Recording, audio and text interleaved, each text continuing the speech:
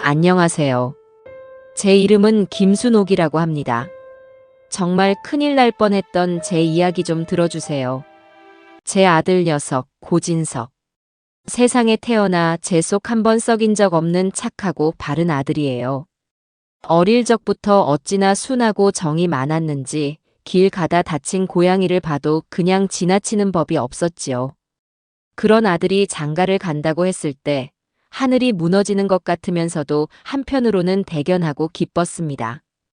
며느리 될 아이라고 데려온 차주현이라는 아이는 또 어찌나 싹싹하고 예쁘던지요. 복덩이가 굴러들어왔구나.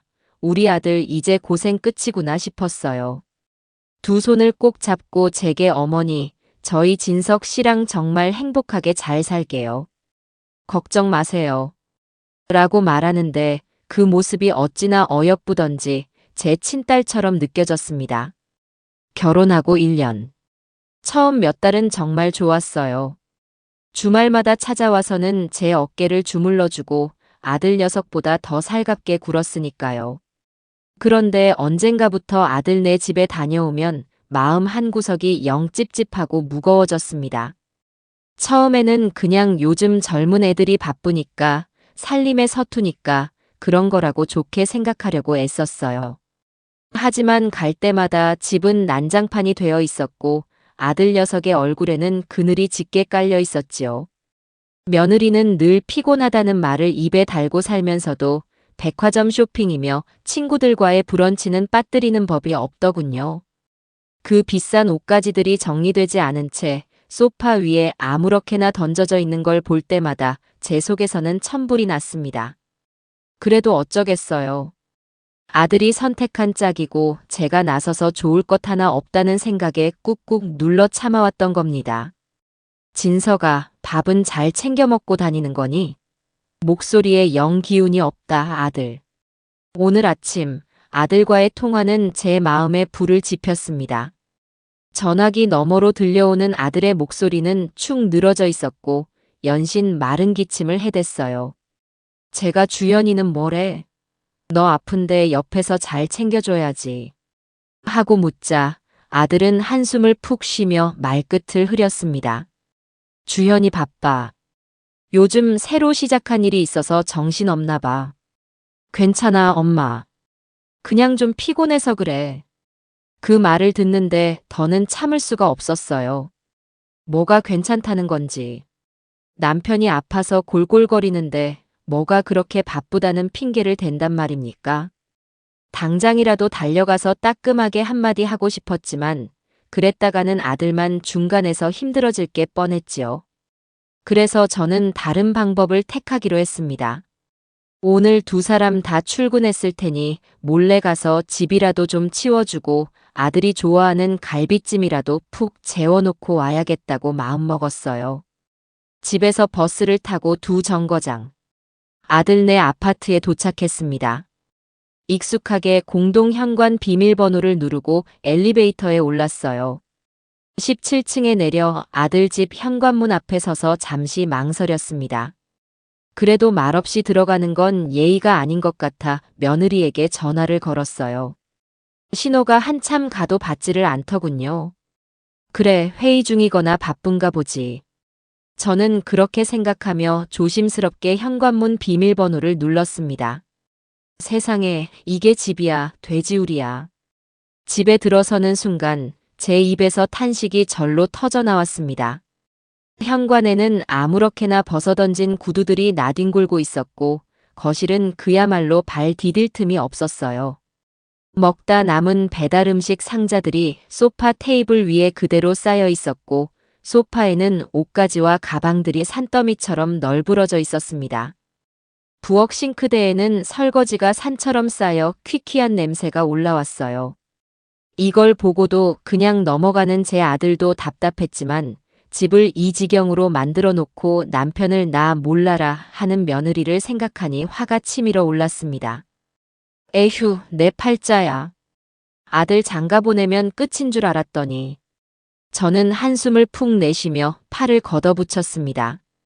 우선 창문부터 활짝 열어 환기를 시키고 쓰레기 봉투를 들고 거실에 쓰레기들을 쓸어 담기 시작했어요.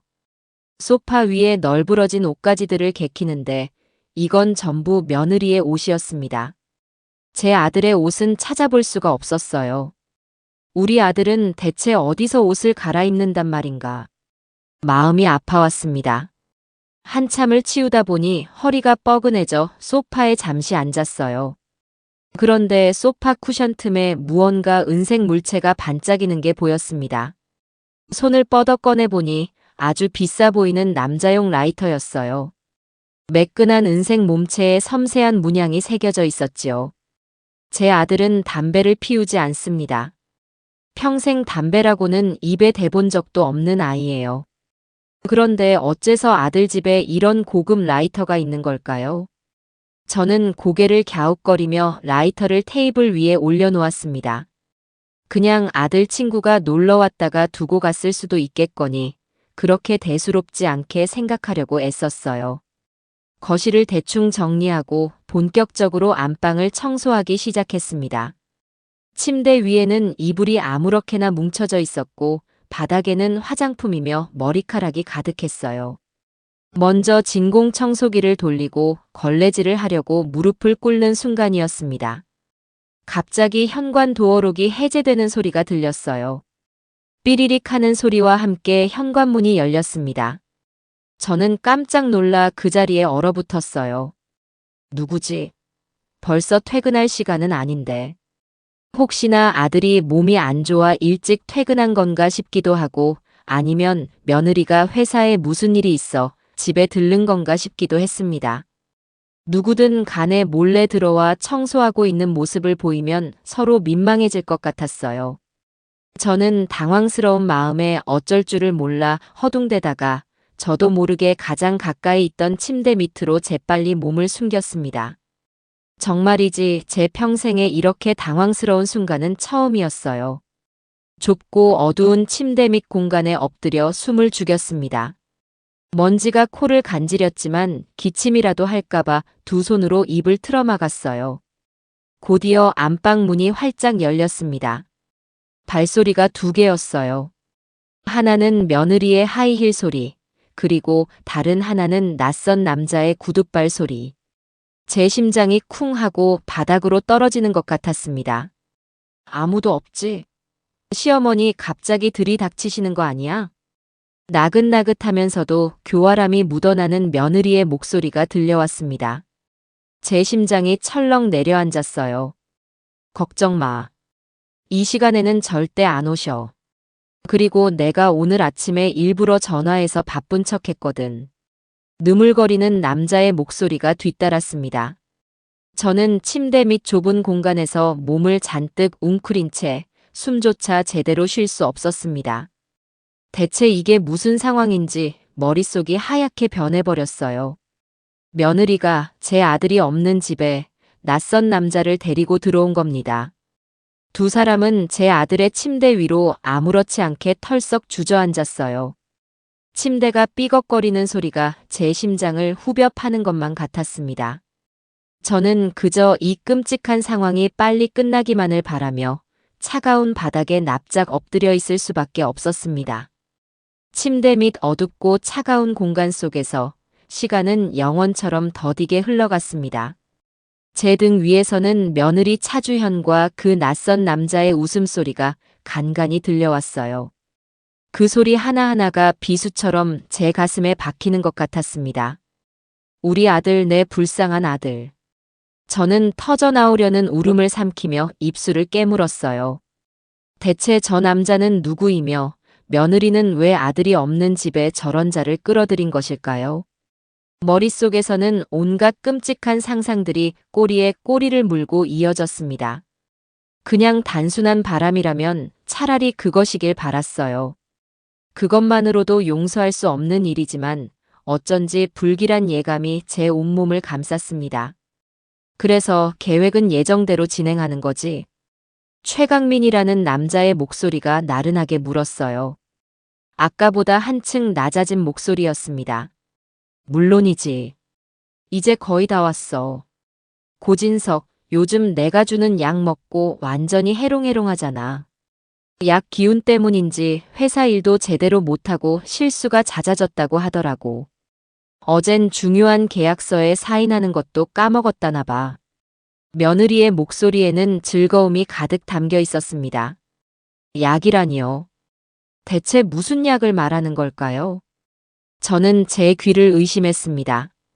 잘하고 있네. 역시 차주현이야. 똑똑하다니까. 이왕 하는 거 확실하게 해야지. 조금만 더 먹이면 아마 자기 이름 쓰는 법도 까먹을걸. 그때쯤이면 모든 재산을 내 이름으로 돌리는 건 일도 아니지. 그리고 나면 며느리는 말끝을 흐리며 교활하게 웃었습니다. 그 웃음소리에 소름이 돋았어요. 재산이라니요. 처음부터 제 아들의 돈을 노리고 접근했다는 말처럼 들렸습니다. 재산만 받고 깔끔하게 이혼하면 좋겠지만 고진석 성격에 순순히 물러날 것 같지도 않고 뒤탈 없이 끝내려면 역시 그 방법밖에 없어. 최강민이 나직하게 말했습니다. 그 방법이라는 말에 제 심장이 쿵 내려앉는 것 같았어요. 제발 제가 생각하는 그것만은 아니기를 빌고 또 빌었습니다. 알아. 그래서 말인데 오빠가 받았다는 그 등산 코스 정말 확실한 곳 맞아? CCTV도 없고 사람도 잘 안 다니는 곳이어야 해. 당연하지. 내가 누군데. 거기 절벽이 아주 예술이야. 주말에 등산 가서 상쾌한 공기 마시자고 꼬드겨서 데리고 나와. 그럼 내가 등산객인 척 뒤따라가서 살짝만 밀어주면 게임 끝이지. 실족사. 얼마나 깔끔해. 저는 그 말을 듣는 순간 숨을 헛들이켰습니다. 입을 틀어막지 않았다면 비명이 터져 나왔을지도 몰라요. 실족사라니요. 저것들이 지금 제 아들을, 하나뿐인 제 아들을 해치려는 모의를 하고 있는 겁니다. 그것도 사고로 위장해서요. 머릿속이 새하얗게 변하고 온몸의 피가 차갑게 식는 것 같았습니다. 이것은 단순한 불륜이나 재산을 노린 사기가 아니었어요. 제 아들의 목숨을 노린 끔찍한 계획이었습니다. 보험금은 어때? 내가 시킨 대로 수익자 변경이랑 추가 가입은 다 해뒀고. 최강민이 물었습니다. 물론이지. 고진석 앞으로 들어놓은 생명보험만 몇 개인데. 전부 합치면 액수가 어마어마할걸. 그거 받으면 우리 둘이 평생 발 뻗고 먹고 살 수 있어. 오빠랑 나랑 아무도 모르는 곳으로 가서 우리만의 파라다이스를 만드는 거야. 며느리의 목소리는 꿈의 부푼 소녀처럼 들떠 있었습니다. 저는 침대 밑에서 부들부들 떨리는 몸을 주체할 수가 없었어요. 저 악마 같은 것들. 사람의 목숨을 가지고 장난을 치다니요. 그것도 매일 얼굴을 마주하고 한 이불을 덮고 자는 남편을 상대로요. 분노와 공포가 뒤섞여 머리가 터져버릴 것 같았습니다. 그때 제 주머니 속에서 차갑게 식어있던 스마트폰의 존재가 번뜩 떠올랐습니다. 증거 그래, 증거를 남겨야 해. 저는 떨리는 손을 조심스럽게 주머니 안으로 밀어 넣었습니다. 손끝이 어찌나 떨리던지 스마트폰을 제대로 쥘 수조차 없었어요. 이러다 소리라도 내면 어쩌나, 화면에 불빛이라도 새어나가면 어쩌나 심장이 조마조마했습니다. 저는 최대한 몸을 움직이지 않고 더듬더듬 손가락을 움직여 화면 잠금을 풀었어요. 그리고 평소 아들이 가르쳐 주었던 녹음 앱 아이콘을 찾아 필사적으로 눌렀습니다. 화면에 붉은 녹음 버튼이 켜지는 것을 확인하는 순간 저는 안도의 한숨과 함께 식은땀을 줄줄 흘렸습니다. 이번 주말이 좋겠어. 진석이한테 등산 가자고 슬쩍 떠보니까 좋다고 하더라고. 마침 날씨도 좋다잖아. 좋아. 그럼 이번 주 토요일 장소는 거기서 보는 걸로. 필요한 건 내가 다 준비해 갈 테니 너는 고진석만 잘 데리고 나와. 알았어, 오빠. 이제 우리 고생도 끝이네. 두 사람의 대화는 제 스마트폰 안에 고스란히 녹음되고 있었습니다. 그들의 목소리가 한마디 한마디 녹음될 때마다 저는 제 아들을 살릴 수 있는 증거가 쌓이고 있다는 생각에 안도하면서도 동시에 저 악마 같은 계획의 전말에 치를 떨어야 했습니다. 저것들은 더 이상 인간이 아니었어요. 저는 어둠 속에서 차가운 분노를 삼키며 반드시 저 둘에게 죗값을 치르게 하리라.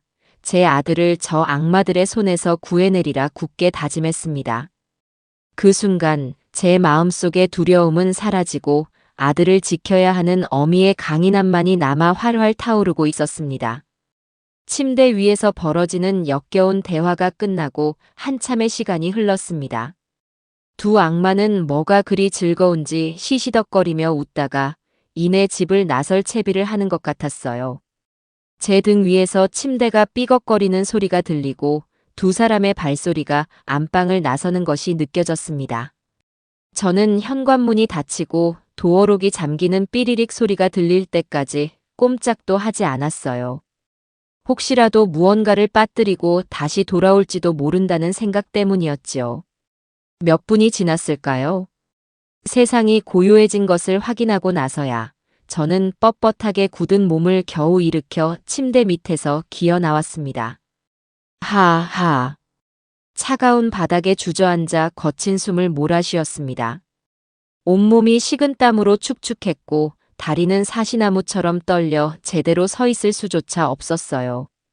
방금 전까지 제가 겪었던 일들이 현실이라는 것이 믿기지 않았습니다. 마치 끔찍한 악몽을 꾼 것만 같았어요. 하지만 제 손에 들린 스마트폰의 녹음 파일이 이 모든 것이 끔찍한 현실임을 증명하고 있었습니다. 저는 비틀거리며 일어나 안방을 둘러봤어요. 조금 전까지만 해도 제가 정성껏 정리했던 침대는 다시 흐트러져 있었고 공기 중에는 낯선 남자의 향수 냄새와 며느리의 화장품 냄새가 뒤섞여 역겹게 떠다녔습니다. 이 집에 더는 단 1초도 머물고 싶지 않았어요. 저는 도망치듯 아들 집을 빠져나왔습니다.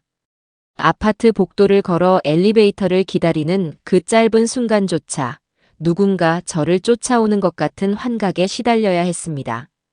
1층에 내려서도 저는 멈추지 않고 아파트 단지를 가로질러 큰 길까지 거의 뛰다시피 걸었어요. 어디로 가야 할지, 무엇을 해야 할지 아무런 생각도 나지 않았습니다. 머릿속은 온통 뒤죽박죽이었어요. 경찰서로 달려가야 할까? 아니, 그랬다가는 저 교활한 며느리가 무슨 핑계를 대며 빠져나갈지 모릅니다. 아들에게 먼저 알려야 할까? 아닙니다. 지금의 아들은 며느리에게 심리적으로 완전히 지배당한 상태예요. 제 말을 믿어주기는커녕 오히려 저를 이상한 사람으로 몰아갈지도 모릅니다. 그때 제 머릿속에 한 사람의 얼굴이 떠올랐습니다. 제 오랜 친구이자 한때는 잘나가는 보험조사원이었던 박영희. 영희라면 이런 상황에서 어떻게 해야 할지 가장 현명한 답을 내려줄 것 같았어요. 저는 떨리는 손으로 스마트폰을 꺼내 영희의 번호를 눌렀습니다. 여보세요? 순호가 웬일이야 이 시간에? 전화기 너머로 들려오는 영희의 씩씩한 목소리에 애써 참고 있던 눈물이 왈칵 터져 나왔습니다. 영희야, 나 좀 만나줘. 아주 큰일이 났어. 제 목소리가 심상치 않다는 것을 느꼈는지 영희는 군말 없이 자신의 사무실 주소를 알려주며 당장 택시를 타고 오라고 했습니다. 택시를 타고 영희의 사무실로 가는 내내 저는 창밖을 보며 하염없이 눈물만 흘렸습니다. 제 아들 진석이. 그 착하고 순한 녀석이 어쩌다 저런 악마 같은 여자를 만나 이 험한 꼴을 당하게 되었을까요? 모든 것이 제 탓인 것만 같았어요. 처음부터 며느리의 실체를 꿰뚫어 보지 못한 제 잘못, 아들이 힘들어하는 기색을 보였을 때 더 적극적으로 나서지 못했던 제 잘못. 후회와 자책감이 파도처럼 밀려왔습니다. 영희의 사무실에 도착했을 때 저는 거의 탈진한 상태였어요. 영희는 제 꼴을 보더니 아무것도 묻지 않고 따뜻한 물 한 잔부터 건네주었습니다. 무슨 일인지는 모르겠지만 일단 이거 마시고 속 좀 진정시켜. 얼굴이 아주 새하얘. 저는 영희가 건네준 물을 단숨에 들이켜고 나서야 겨우 입을 열 수 있었습니다. 그리고 조금 전 아들 집에서 있었던 일을 전부 털어놓았어요. 침대 밑에 숨었던 이야기, 며느리와 낯선 남자의 대화, 그리고 제 아들의 목숨을 노린 끔찍한 계획까지. 제 이야기를 듣는 동안 영희의 표정은 점점 굳어져 갔습니다. 이게 그 대화 내용이야. 저는 떨리는 손으로 스마트폰을 건네 녹음 파일을 재생했습니다. 사무실 안에는 며느리와 최강민의 목소리가 섬뜩하게 울려 퍼졌어요. 녹음이 끝나자 영희는 한동안 아무 말도 하지 않았습니다. 그저 굳은 얼굴로 책상을 내려다볼 뿐이었죠. 한참의 침묵 끝에 영희가 입을 열었습니다. 순호가, 이건 정말 보통 일이 아니야. 저놈들 아주 질이 나쁜 것들이네. 영희의 목소리는 분노로 가득 차 있었습니다. 전직 보험조사원이었던 그녀는 이런 종류의 사건들을 숱하게 봐왔을 테지요. 이 녹음 파일만으로는 부족해. 저 교활한 것들은 분명 변호사를 사서 어떻게든 빠져나가려고 할 거야. 음성이 변조되었다거나 악의적인 편집이라거나 무슨 핑계를 대서라도 말이지. 저것들을 완벽하게 옭아매려면 더 확실한 물증이 필요해. 영희의 말은 냉정했지만 현실적이었습니다. 저는 고개를 끄덕였어요. 바로 그때 제 스마트폰이 요란하게 울리기 시작했습니다. 화면에 뜬 이름은 예쁜 며느리였어요. 그 글자를 보는 순간 심장이 다시 철렁 내려앉았습니다. 받아, 순호가. 그리고 아무것도 모르는 척해. 지금 너는 아무것도 의심하면 안 되는 사람이야. 영희가 제 어깨를 단단히 붙잡으며 말했어요. 저는 크게 심호흡을 하고 나서 떨리는 손가락으로 통화 버튼을 눌렀습니다. 스피커폰으로 전환하는 것도 잊지 않았어요. 여보세요? 어머니, 어디세요? 제가 아까 전화했는데 안 받으셔서 걱정했잖아요. 며느리의 목소리는 평소처럼 살갑고 다정했습니다. 그 가증스러운 목소리를 듣고 있자니 속에서 구역질이 치밀어 올랐어요. 아, 영희 만나러 잠시 나왔다. 왜? 무슨 일 있어? 아니요, 별일은 아니고요. 그냥 어머니 목소리 듣고 싶어서요. 혹시 저희 집에 잠깐 들르셨나 해서요. 그 말을 듣는 순간 저와 영희의 눈이 마주쳤습니다. 역시나 저를 떠보고 있는 것이 틀림없었어요. 집에 돌아가 보니 제가 청소한 흔적이 남아 있었거나 아니면 무언가 이상한 낌새를 눈치챈 것이겠지요. 아니, 내가 너희 집에 왜 가? 너희도 없는데. 저는 최대한 아무렇지 않은 척 무심하게 대답했습니다. 제 연기가 통했는지 며느리는 안심한 듯한 목소리로 말했어요. 그렇구나. 알았어요, 어머니. 그럼 친구분이랑 좋은 시간 보내세요. 저녁에 또 전화 드릴게요. 전화가 끊어지고 저는 긴장이 풀려 의자에 주저앉았습니다. 영희가 제 손을 꾹 잡아주며 말했어요. 잘했어, 순호가. 이제부터 시작이야. 정신 똑바로 차려야 해. 우리가 먼저 움직여야 저 악마들을 잡을 수 있어. 영희의 단호한 말에 저는 다시 한번 마음을 굳게 다잡았습니다. 그래요. 이제부터는 제가 슬퍼하고만 있을 시간이 없었어요. 제 아들을 구하기 위해서 저는 그 누구보다 강해져야만 했습니다. 영희와 저는 머리를 맞대고 앞으로의 계획을 세우기 시작했습니다. 영희는 마치 베테랑 형사처럼 침착하고 논리적으로 상황을 분석했어요. 그녀의 말을 듣고 있으니 혼란스럽던 제 머릿속도 조금씩 정리가 되는 것 같았습니다. 우선 저것들이 말한 약의 정체를 알아내야 해. 그리고 진석이 앞으로 가입된 보험 계약서들을 확보해야 하고, 그 두 가지만 손에 넣으면 저것들이 빼도 박도 못하는 증거가 될 거야. 하지만 어떻게 그걸 손에 넣지? 내가 다시 그 집에 들어가는 건 너무 위험해. 며느리가 벌써부터 나를 의심하는 것 같은데. 제 말에 영희는 잠시 생각에 잠기더니 이내 결심한 듯 말했습니다. 위험한 거 알아. 하지만 지금은 우리가 그 위험을 감수해야 할 때야, 순호가. 진석이를 위해서라면 너 혼자 보내지는 않을 거야. 내가 밖에서 망을 보고 무슨 일이 생기면 바로 대처할 수 있도록 준비할게. 기회는 딱 한 번뿐이야. 내일 두 사람이 모두 출근하고 집이 비어 있을 때를 노리는 거야. 영희의 단호한 표정을 보니 저도 더는 물러설 곳이 없다는 생각이 들었습니다. 아들을 위해서라면 지옥 불에라도 뛰어들어야 하는 것이 어미의 마음이니까요. 다음 날 저는 영희와 함께 아들네 아파트 주차장에서 잠복하고 있었습니다. 아침 일찍부터 와서 아들과 며느리가 출근하는 모습을 제 눈으로 직접 확인했어요. 출근하는 아들의 얼굴은 어제보다 더 창백해 보였습니다. 며느리는 그런 아들의 팔짱을 꼭 낀 채 세상에서 가장 다정한 아내인 척 연기를 하고 있었지요. 그 모습을 보니 또다시 속에서 불덩이가 치밀어 올랐습니다. 두 사람이 탄 차가 아파트 단지를 완전히 빠져나가는 것을 확인하고 나서 영희가 제게 신호를 보냈어요. 지금이야, 순호가. 30분 줄게. 그 안에 모든 걸 끝내야 해. 나는 밖에서 계속 CCTV를 확인하고 있을 테니 무슨 일 있으면 바로 전화하고. 알았어. 걱정 마. 저는 짧게 대답하고 차에서 내렸습니다. 다시 찾은 아들 집 현관문 앞에 서니 어제와는 또 다른 공포가 저를 덮쳐왔어요. 하지만 저는 두려움을 애써 억누르며 침착하게 비밀번호를 눌렀습니다. 집 안으로 들어서자마자 저는 곧장 안방으로 향했습니다. 시간이 없었어요. 먼저 며느리의 화장대를 뒤지기 시작했습니다. 수많은 화장품들 사이에서 어제 놈들이 말했던 약을 찾아야 했어요. 서랍을 하나씩 열어보는데 세 번째 서랍 가장 깊숙한 곳에서 작은 갈색 약병 하나가 나왔습니다. 제가 예상했던 대로 약병에는 아무런 라벨도 붙어 있지 않았어요. 뚜껑을 열어보니 하얀색의 작은 알약들이 들어 있었습니다.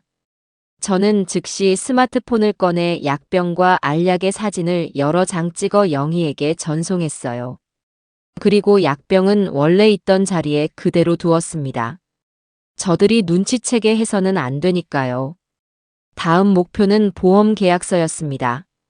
보통 중요한 서류들은 서재에 보관하기 마련이지요. 저는 서재로 건너가 책장을 샅샅이 뒤지기 시작했습니다. 하지만 아무리 찾아도 보험 관련 서류는 보이지 않았어요. 어디에 숨긴 거지? 이렇게 중요한 서류를. 저는 초조해지기 시작했습니다. 약속된 시간이 얼마 남지 않았어요. 그때 문득 며느리가 평소 아끼던 명품 가방들이 떠올랐습니다. 그녀는 옷방에 있는 시스템 장 한 칸을 전부 자신의 가방으로 채워놓고는 했지요. 혹시나 하는 마음에 옷방으로 달려가 가장 구석에 놓여있던 큰 가방의 지퍼를 열어보았습니다. 찾았다. 가방 안에는 두꺼운 서류 파일이 들어있었습니다. 파일을 열어보니 아니나 다를까 전부 아들 명의로 된 보험 계약서들이었어요. 한두 개가 아니었습니다. 사망 시 수억 원의 보험금이 지급되는 상품들로만 교묘하게 골라서 가입해 놓았더군요. 그리고 모든 계약서의 수익자란에는 차주현이라는 이름이 선명하게 적혀 있었습니다. 저는 분노로 떨리는 손을 애써 진정시키며 계약서의 첫 장부터 마지막 장까지 빠짐없이 사진으로 찍었습니다. 모든 증거를 확보하고 가방을 원래대로 정리해 놓았을 때 영희에게서 전화가 걸려왔습니다. 순호가 이제 그만 나와야 해. 시간이 다 됐어. 저는 서둘러 집을 빠져나와 아파트를 벗어났습니다. 영희의 차에 올라타자마자 긴장이 풀리면서 온몸에 힘이 쭉 빠졌어요. 고생했어, 순호가. 정말 대단해. 영희가 제 등을 토닥여 주었습니다. 저는 아무 말 없이 창밖만 바라봤어요. 이제 증거는 충분히 모였습니다. 남은 것은 저 악마들이 스스로 파놓은 함정에 빠지도록 만드는 것뿐이었어요. 저는 차갑게 식은 분노를 곱씹으며 결전의 날을 준비하기 시작했습니다. 며칠이라는 시간이 지옥처럼 흘러갔습니다. 영희가 보내준 약물 분석 결과는 제 예상을 한치도 벗어나지 않았어요. 아니, 오히려 더 끔찍했습니다. 며느리가 아들에게 먹인 약은 시중에서 구할 수 있는 단순한 수면제나 안정제가 아니었어요. 전문적인 지식이 없으면 다루기 힘든 사람의 인지 능력을 서서히 저하시키는 성분이 포함된 약물이었습니다. 장기간 복용하면 기억력 감퇴는 물론이고 판단력이 흐려져 타인의 말에 쉽게 좌우되는 소위 말하는 바보로 만들어버릴 수도 있다는 영희의 설명에 저는 아찔해 정신을 잃을 뻔했습니다. 이건 사람이 할 짓이 아니야, 순호가. 영희는 분노를 감추지 못하고 주먹으로 책상을 내리쳤습니다. 제 아들은 자신도 모르는 사이에 독이 든 물을 매일같이 받아 마시고 있었던 겁니다. 어쩐지 요즘 들어 아들의 눈빛이 늘 풀려 있고 말 한마디를 해도 예전처럼 또렷하지 않았던 이유가 바로 이것 때문이었어요. 그 악마 같은 며느리는 제 아들의 영혼을 조금씩 갉아먹고 있었던 겁니다. 분노가 머리끝까지 치밀어 올랐지만 저는 이를 악물고 참았습니다. 지금 감정에 휘둘렸다가는 모든 것을 망칠 수 있었어요. 저는 아들이 걱정되어 견딜 수가 없었습니다. 직접 제 눈으로 아들의 상태를 확인해야만 했어요. 마침 아들 생일이 얼마 남지 않았다는 것이 생각났습니다. 저는 아들이 가장 좋아하는 소갈비찜과 잡채, 미역국을 정성껏 만들어 아들 집으로 향했습니다. 미리 며느리에게 전화를 걸어 저녁에 반찬 좀 가져다 주겠다고 말해두었지요. 며느리는 뭐가 그리 좋은지 목소리 톤을 한껏 높여 어머니, 최고. 저희 저녁 뭐 먹을지 고민하고 있었는데 라며 호들갑을 떨었습니다. 그 가증스러운 목소리를 듣고 있자니 전화기를 던져버리고 싶은 충동을 겨우 참아냈어요. 저녁 시간에 맞춰 아들 집에 도착하니 며느리는 이미 퇴근해 저를 기다리고 있었습니다. 어머니, 어서 오세요. 와, 이게 다 뭐예요? 냄새가 장난 아니에요. 그녀는 제 손에 들린 보따리들을 받아들며 환하게 웃었습니다. 그 웃음 뒤에 숨겨진 칼날을 생각하니 등골이 오싹했지요. 잠시 후 아들이 퇴근하고 돌아왔습니다. 현관문을 열고 들어서는 아들의 모습에 저는 가슴이 철렁 내려앉았어요. 불과 며칠 사이에 얼굴이 반쪽이 되어 있었습니다. 어깨는 축 늘어져 있었고 걸음걸이조차 힘이 없어 보였어요. 진서가 왔어? 얼굴이 왜 이렇게 안 좋아? 어디 아픈 거야? 제가 걱정스럽게 묻자 아들은 힘없이 웃으며 제 앞에 섰습니다. 아니야, 엄마. 그냥 좀 피곤해서 그래. 회사에 일이 많아서. 아들의 눈은 초점이 흐렸고 말투는 어눌했습니다. 예전에 총기 넘치던 제 아들의 모습은 온데간데 없었어요. 약 기운이 벌써 이렇게까지 아들을 망가뜨려 놓은 겁니다. 우리는 식탁에 마주 앉아 제가 해온 음식으로 저녁을 먹기 시작했습니다. 저는 아들이 밥이라도 많이 먹었으면 하는 마음에 계속해서 갈비찜을 아들의 밥그릇 위에 올려주었어요. 많이 먹어, 아들. 그래야 기운 차리지. 일도 좋지만 건강이 우선이야. 아들은 오랜만에 먹는 집밥이 맛있다며 꾸역꾸역 밥을 넘겼지만 먹는 속도는 현저히 느렸습니다. 숟가락질조차 힘겨워 보였어요. 그 모습을 지켜보는 제 마음은 갈기갈기 찢어지는 것 같았습니다. 그때 며느리가 냉장고에서 물병을 하나 꺼내 아들의 컵에 따라주며 말했어요. 여보, 물 좀 마시면서 천천히 먹어. 이건 당신 건강에 좋은 비타민 넣은 물이야. 내가 매일 챙겨주잖아. 그 말이 제 귀에 천둥 소리처럼 박혔습니다. 비타민 넣은 물이 아니라 독약이겠지요. 저는 저도 모르게 며느리를 날카롭게 쏘아보았지만 그녀는 아무것도 모른다는 순진한 얼굴로 아들을 바라보고 있었습니다. 아들은 아내가 따라주는 물을 아무런 의심 없이 받아 마셨습니다. 그리고는 며느리를 향해 고맙다는 듯 희미하게 웃어 보였어요. 참, 여보. 오늘 KYY 파트너스에서 연락 왔었어. 저번에 우리가 검토했던 투자 건 긍정적으로 생각하고 있나 봐. 내일 미팅 때 최종 결정하자고 하더라고. 식사를 하던 며느리가 문득 생각났다는 듯 말했습니다. 그 말을 듣는 아들의 표정이 순간 멍해졌어요.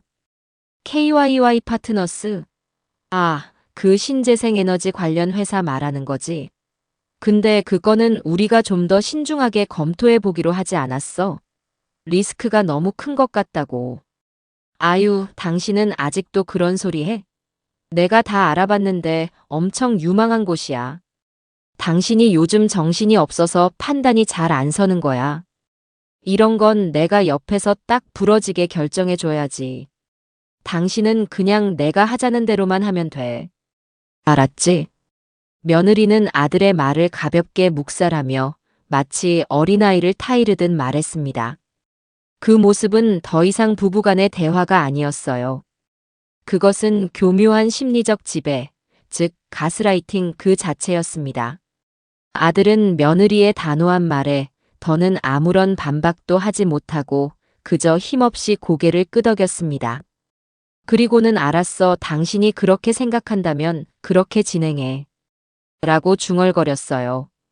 회사의 중요한 투자 결정을 아내의 말 한마디에 그대로 맡겨버리는 겁니다. 저는 눈앞에서 벌어지는 이 기가 막힌 상황을 보며 숟가락을 든 손을 부들부들 떨어야 했습니다. 제 아들은 이미 며느리가 쳐놓은 거미줄에 단단히 얽혀 스스로는 아무것도 할 수 없는 상태가 되어버린 것이었어요.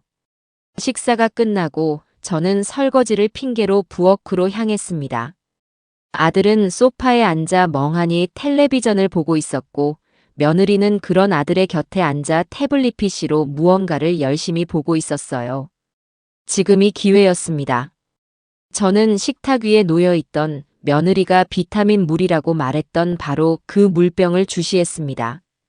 저것을 손에 넣어야만 했어요. 저 안에 든 성분을 분석해야만 저 악마의 범행을 입증할 또 하나의 결정적인 증거를 확보할 수 있었습니다. 제 심장이 미친 듯이 뛰기 시작했어요. 저는 최대한 자연스럽게 행동하기 위해 일부러 그릇들을 소리나게 씻으며 며느리의 눈치를 살폈습니다. 다행히 그녀는 태블릿 PC에 완전히 집중한 상태였어요. 저는 마른 행주로 손을 닦는 척하며 식탁으로 다가갔습니다. 그리고는 물병을 집어들며 최대한 명랑한 목소리로 말했어요. 어머, 주현아. 이 물병 오래 썼나 보다. 안에 물때가 많이 꼈네. 엄마가 이거 가져가서 깨끗하게 소독해서 줄게. 이런 건 자주 소독해줘야 건강에 좋아. 제 말에 며느리가 태블릿 PC에서 눈을 떼고 저를 쳐다봤습니다. 저는 그 순간 숨을 멈췄어요. 혹시라도 제 의도를 눈치채면 어쩌나 심장이 발끝까지 떨어지는 것 같았습니다. 하지만 다행히도 며느리는 별다른 의심 없이 고개를 끄덕였습니다. 아, 정말요, 어머니? 그럼 감사하죠. 제가 살림에는 영 소질이 없어서. 헤헤. 그녀는 멋쩍게 웃으며 다시 화면으로 고개를 돌렸습니다. 저는 안도의 한숨을 내쉬며 물병을 제가 가져온 가방 깊숙한 곳에 얼른 집어넣었어요. 이제 임무는 완수했습니다. 저는 서둘러 집을 나설 채비를 했습니다. 진서가, 엄마 갈게. 밥 잘 챙겨 먹고 잠도 푹 자. 알았지? 소파에 앉아있던 아들은 저를 보며 겨우 고개를 끄덕일 뿐이었습니다. 그 무기력한 모습을 보니 또다시 가슴이 미어졌지만 저는 애써 미소를 지으며 현관을 나섰습니다. 아파트 복도를 걸어 나오며 저는 굳게 다짐했습니다. 조금만 기다려라, 아들아. 이 엄마가 반드시 너를 구해줄게. 그리고 저 악마 같은 것들에게 반드시 죗값을 치르게 해줄 테니. 제 손에 들린 가방 안의 물병이 그 결심의 증거처럼 묵직하게 느껴졌습니다.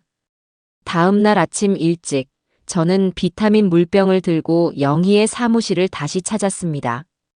밤새 한숨도 자지 못해 눈이 퀭했지만 정신만은 그 어느 때보다 또렷했어요. 영희는 제게서 물병을 건네받자마자 평소 알고 지내던 국립과학수사연구원 출신의 분석 전문가에게 곧장 연락을 취했습니다. 최대한 빨리 그리고 가장 정확하게 분석해달라고 신신당부해놨어. 결과가 나오는 대로 바로 연락 줄 거야. 영희의 말에 저는 겨우 한숨 돌릴 수 있었습니다. 이제는 기다리는 일만 남았어요. 결과는 생각보다 빨리 나왔습니다. 바로 그날 오후 영희에게서 다급한 목소리에 전화가 걸려왔어요. 순호가 지금 당장 내 사무실로 와줘. 물병 분석 결과가 나왔어. 그리고 최강민이라는 놈에 대해서도 알아낸 게 있어. 저는 심장이 쿵 내려앉는 것을 느끼며 서둘러 영희의 사무실로 향했습니다. 사무실에 들어서자 영희는 굳은 표정으로 저를 맞이하며 서류 몇 장을 내밀었어요.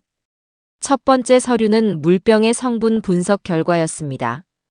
역시나 며칠 전 제가 가져갔던 약병에서 검출된 것과 동일한 성분의 약물이 다량 검출되었다는 내용이 적혀 있었어요.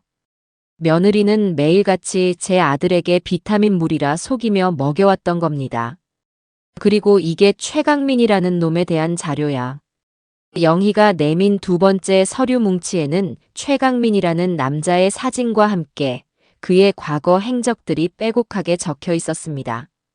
화려한 언변과 서글서글한 인상으로 부유한 여성들에게 의도적으로 접근한 뒤 사업 투자 등을 빌미로 거액의 돈을 뜯어내는 것을 반복해 온 전문 사기꾼이었어요.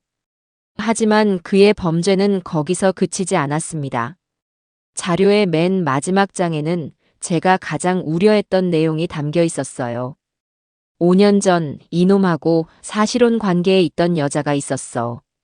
명의로 수억 원대의 생명보험에 가입되어 있었는데 어느 날 갑자기 교통사고로 세상을 떠났지. 당시에는 단순 사고로 종결되었지만 보험금을 수령한 사람이 바로 이 최강민이었어. 보험사에서도 뭔가 이상한 낌새를 느끼고 자체적으로 조사를 했지만 명확한 증거를 찾지 못해서 결국 보험금을 지급할 수밖에 없었다고 해. 영희의 설명을 듣는 동안 저는 온몸에 피가 역류하는 것 같았습니다. 똑같은 수법이었어요. 제 며느리와 공모해 제 아들에게 저지르려 했던 짓과 소름 끼치도록 똑같았습니다. 최강민은 단순한 사기꾼이 아니었어요. 사람의 목숨을 담보로 거액의 보험금을 챙겨온 악마 중의 악마였던 겁니다. 그리고 제 며느리는 그런 악마와 손을 잡고 제 아들을 다음 목표물로 삼은 것이고요. 순호가 이제 상황이 더 명확해졌어. 저놈들은 상습범이야. 한번 해본 놈들이라 이번 계획도 아주 치밀하게 준비했을 거야. 어설프게 경찰에 신고했다가는 저것들이 법망을 교묘하게 빠져나갈 가능성이 높아. 특히 최강민 같은 놈은 자기가 어떻게 해야 처벌을 피할 수 있는지 아주 잘 알고 있을 거야. 영희의 말에 저는 암담함을 느꼈습니다. 이렇게 명백한 증거들이 있는데도 저 악마들을 벌할 수 없단 말인가요? 그럼 우린 이제 어떻게 해야 해, 영희야? 이대로 보고만 있어야 하는 거야? 제 목소리는 절망감에 젖어 떨려 나왔습니다. 그러자 영희는 제 손을 굳게 잡으며 단호한 눈빛으로 말했어요. 아니, 보고만 있지는 않을 거야. 오히려 더 적극적으로 움직여야지. 저것들이 스스로 덫에 걸려들게 만드는 거야. 순호가 우리가 저것들의 계획을 역이용하는 거지. 영희의 눈이 번뜩였습니다. 저것들의 최종 목표는 진석이를 사고로 위장해 해치고 보험금을 타내는 거야. 그렇다면 우리는 저것들이 그 범행을 실행하는 바로 그 순간을 덮치는 거야. 현행범으로 체포되게 만드는 거지. 그렇게 되면 저 교활한 놈들도 더는 발뺌할 수 없을 거야. 어떤 변호사가 와도 소용없을걸. 영희의 계획은 대담했지만 동시에 가장 확실한 방법이라는 생각이 들었습니다. 저 악마들에게 자신들의 죄를 명명백백하게 깨닫게 해주려면 범행의 현장에서 그들의 손에 수갑이 채워지게 만들어야 했어요. 저는 비장한 각오로 고개를 끄덕였습니다. 좋아. 그렇게 하자. 더 이상은 망설이지 않을래.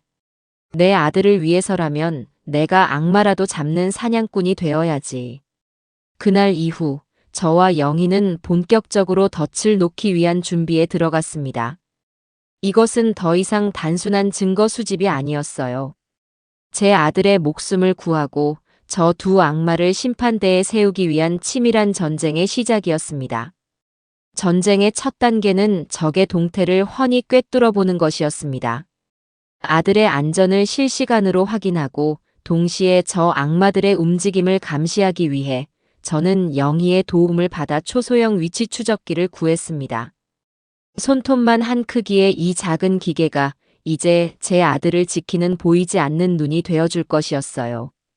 문제는 이것을 어떻게 며느리 몰래 아들의 소지품에 부착하느냐였습니다. 고민 끝에 저는 한 가지 묘안을 떠올렸습니다. 며칠 뒤 저는 백화점에 들러 아들이 평소 좋아하던 브랜드의 고급 서류 가방을 하나 샀습니다.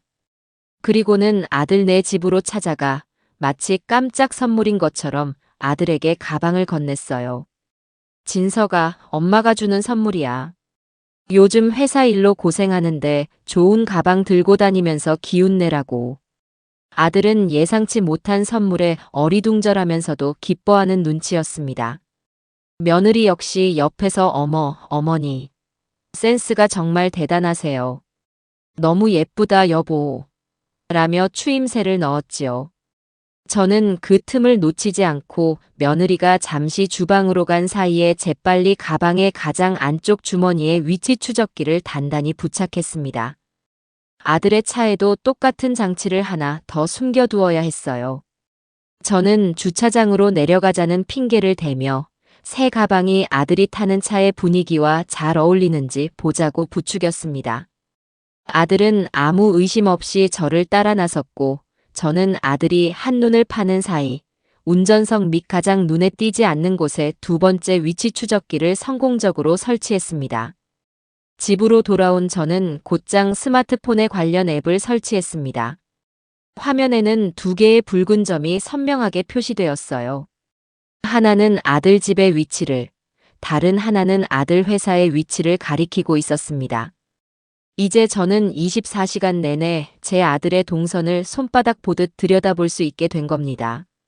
마음이 조금은 놓였지만 동시에 화면 속의 붉은 점을 볼 때마다 아들이 언제 위험에 처할지 모른다는 불안감에 심장이 조여왔습니다. 이제 미끼를 던질 차례였습니다. 저는 일부러 며느리에게 전화를 걸어 점심이나 같이 하자며 밖에서 만나자고 제안했습니다. 며느리는 흔쾌히 약속을 잡았어요. 우리는 백화점 근처의 고급 레스토랑에서 만났습니다. 음식이 나오고 가벼운 안부 인사가 오간 뒤 저는 준비했던 이야기를 꺼냈습니다. 주연아, 다름이 아니라 요즘 내가 진석이를 보니까 아무래도 건강이 너무 안 좋은 것 같아서 말이야. 안색도 안 좋고 자꾸 멍하니 있는 것 같고. 그래서 내가 잘 아는 종합병원에 예약을 좀 해놨다. 다음 주 중에 시간 한번 내서 머리부터 발끝까지 정밀 검사를 한번 받아보게 하려고. 제 말을 듣는 순간 우아하게 파스타를 먹던 며느리의 손이 순간 멈칫하는 것을 저는 놓치지 않았습니다. 그녀의 눈동자가 아주 미세하게 흔들렸어요. 하지만 그녀는 금세 표정을 수습하고 세상에서 가장 걱정스러운 아내의 얼굴로 저를 바라보며 말했습니다. 어머니 정말요? 그렇게까지 하실 필요는 없는데. 진석 씨 그냥 요즘 피곤해서 그런 거예요. 제가 옆에서 잘 챙기고 있으니 너무 걱정 마세요. 아니다. 내가 부모인데 어떻게 걱정이 안 되겠니? 병원 예약은 이미 다 해놨으니까 너는 진석이 설득해서 꼭 병원에 데려가도록 해라. 이건 양보 못한다. 저는 단호하게 못을 박았습니다. 제 확고한 태도에 며느리는 더는 아무 말도 하지 못하고 억지 미소를 지으며 알겠다고 대답했어요. 하지만 저는 똑똑히 보았습니다. 그녀의 미소 뒤에 감춰진 당혹감과 초조함을요. 제 미끼를 저 악마가 확실하게 물었다는 확신이 들었습니다. 역시나 제 예상은 틀리지 않았습니다. 그날 저녁부터 아들의 위치를 나타내는 붉은 점이 이상한 움직임을 보이기 시작했습니다. 퇴근 후 곧장 집으로 오던 평소와는 달리 아들의 차는 시내 외곽의 한적한 도로를 몇 번이나 맴돌았어요. 그리고 그 옆에는 늘 최강민의 것으로 추정되는 또 다른 점이 바싹 붙어 움직이고 있었습니다. 저것들이 제 건강검진이라는 변수 때문에 계획에 차질이 생길까봐 새로운 범행 장소를 물색하고 있다는 것을 직감할 수 있었지요.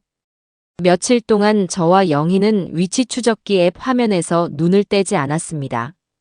밤낮으로 아들과 최강민의 동선을 분석하고 그들이 녹음 파일에서 언급했던 인적이 드문 등산로와 CCTV가 없는 절벽이라는 조건에 부합하는 장소를 지도에 표시해 나갔습니다.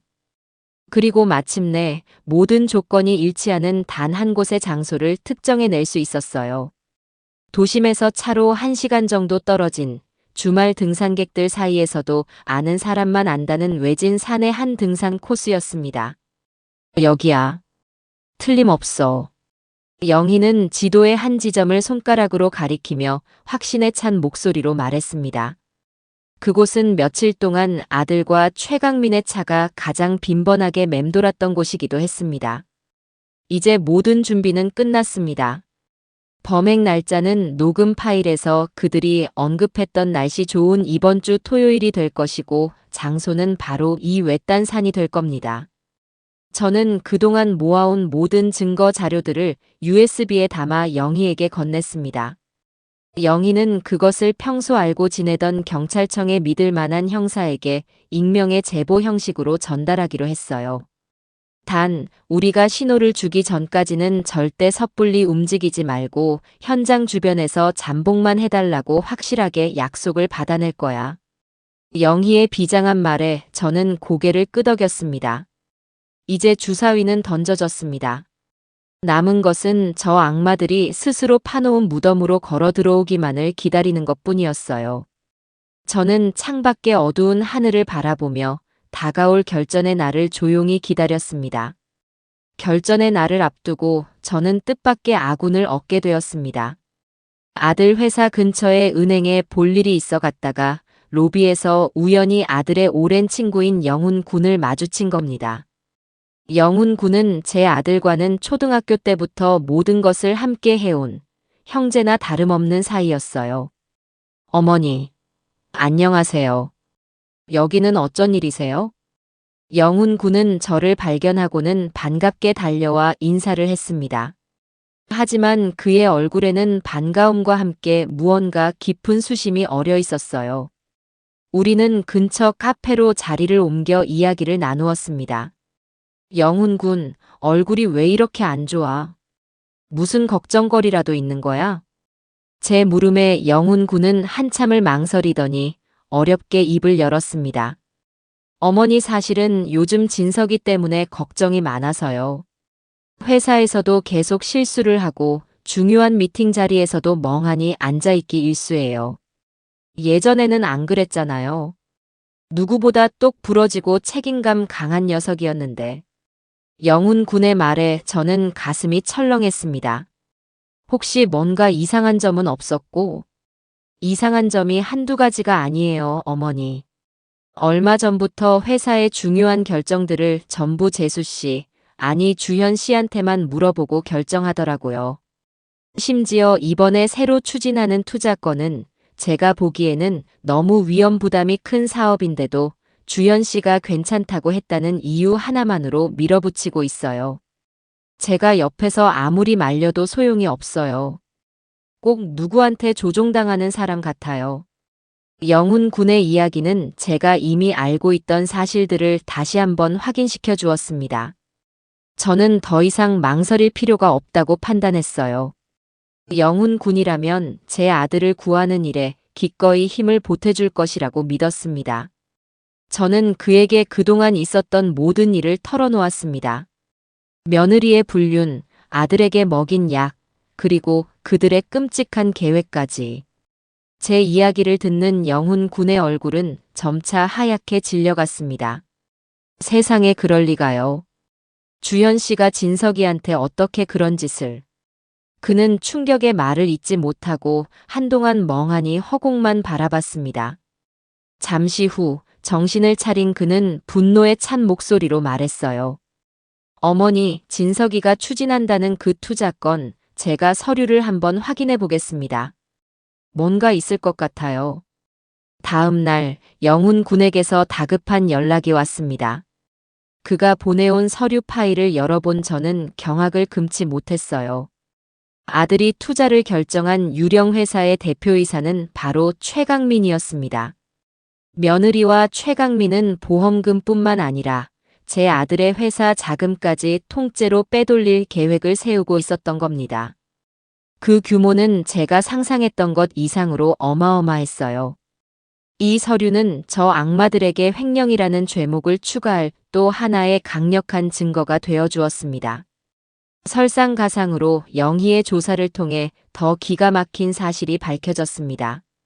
영희는 과거 최강민의 보험 사기 사건을 파헤치던 중 당시 피해를 입었던 여성의 여동생과 어렵게 연락이 닿았다고 했어요. 저는 영희를 통해 그분과 직접 통화를 할 수 있었습니다. 전화기 너머로 들려오는 그녀의 목소리는 슬픔과 분노로 가득 차 있었어요. 그 악마 최강민 아직도 저러고 돌아다니는군요. 제 언니는 그놈 때문에 평생 모은 재산을 다 잃고 결국 억울하게 목숨까지 잃었어요. 그때는 증거가 부족해서 그놈을 처벌하지 못했지만 이번에는 절대 놓쳐서는 안 돼요. 제가 도울 수 있는 일은 뭐든지 돕겠습니다. 제 언니의 억울함이라도 풀어야지요. 그녀는 당시 최강민이 언니에게 보냈던 협박성 문자 메시지와 두 사람의 관계를 증명할 수 있는 사진들을 모두 가지고 있다고 했습니다. 그리고 법정에서 기꺼이 증언을 해주겠다고 약속했어요. 또 다른 피해자의 생생한 증언은 최강민이라는 악마의 실체를 세상에 알리고 그에게 더 무거운 죗값을 치르게 할 결정적인 무기가 될 것이었습니다. 이제 모든 아군과 무기가 준비되었습니다. 아들의 친구 영훈 군이 확보한 회계 자료, 그리고 또 다른 피해자의 용기 있는 증언까지. 저 악마들을 둘러싼 포위망은 점점 더 좁혀지고 있었어요. 저는 다가올 토요일 그들을 심판대에 세울 마지막 결전의 순간만을 기다렸습니다. 제 평생에 이렇게까지 누군가를 증오하고 그들의 불행을 간절히 바란 적은 없었습니다. 하지만 이것은 단순한 복수가 아니었어요. 제 아들을 지키고 또 다른 피해자가 나오는 것을 막기 위한 한 어미의 처절한 싸움이었습니다. 결전의 날이 다가올수록 제 마음속에는 한 가지 의문이 계속해서 맴돌았습니다. 최강민이라는 자가 상습적인 사기꾼이라는 것은 알겠지만 제 며느리 차주연은 대체 어떤 아이였기에 저런 끔찍한 일에 스스럼 없이 가담할 수 있었을까요? 평범한 가정에서 사랑받고 자란 누구에게나 친절하고 상냥했던 그 아이의 모습 뒤에는 과연 무엇이 숨겨져 있었을까요? 저는 저 악마의 뿌리를 알아야만 했습니다. 그 근원을 파헤쳐야만 이 지독한 전쟁을 완벽하게 끝낼 수 있을 것 같았어요. 저는 영희에게 차주연의 과거에 대해 더 깊이 알아봐 달라고 부탁했습니다. 영희는 며칠 밤낮으로 며느리의 과거 행적을 쫓았습니다. 그녀의 학창시절 친구들부터 예전에 다녔던 직장 동료들의 연락처까지 수소문하며 끈질기게 파고들었어요. 그리고 마침내 아주 의미 있는 사실 하나를 발견해냈습니다. 차주현이 제 아들을 만나기 불과 1년 전 한 사업가와 결혼을 약속했다가 갑자기 파혼한 경험이 있다는 것이었어요. 당시 주변에는 성격 차이라는 이유를 댔지만 무언가 석연치 않은 구석이 많았다는 소문이 파다했다고 합니다. 영희는 포기하지 않고 수소문한 끝에 마침내 차주연의 전 약혼자였던 그 남자와 연락이 닿았습니다. 처음에 그는 차주연에 대한 이야기를 꺼내는 것 자체를 극도로 꺼려했습니다. 끔찍했던 과거를 다시 들추고 싶지 않다는 것이었어요. 하지만 제가 떨리는 목소리로 제 아들의 상황을 설명하며 사람 하나 살리는 셈 치고 제발 도와달라고 간절히 애원하자 그는 오랫동안 침묵을 지키다가 어렵게 입을 열었습니다. 저는 영희와 함께 그를 만나기 위해 약속 장소인 한적한 카페로 향했습니다. 카페에 먼저 도착해 있던 남자의 얼굴에는 깊은 상처의 흔적이 남아 있었습니다. 그는 씁쓸한 미소를 지으며 차주현을 처음 만났던 날을 회상하기 시작했어요. 우연히 참석한 한 모임에서 처음 만난 차주현은 그에게 마치 천사처럼 다가왔다고 합니다. 아름다운 외모와 상냥한 말투, 상대방을 편안하게 해주는 배려심까지. 그는 첫눈에 그녀에게 반했고 두 사람은 급속도로 가까워져 결혼을 약속하는 사이가 되었다고 해요. 하지만 시간이 지날수록 그녀의 천사 같은 가면 뒤에 숨겨진 탐욕스러운 본성이 조금씩 드러나기 시작했습니다.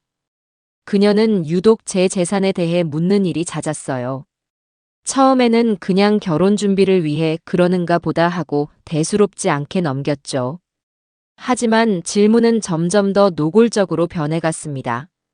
제가 소유한 부동산의 시세나 부모님께 물려받을 유산의 규모, 심지어는 제가 가입한 보험 상품에 대해서까지 아주 상세하게 물어보더군요.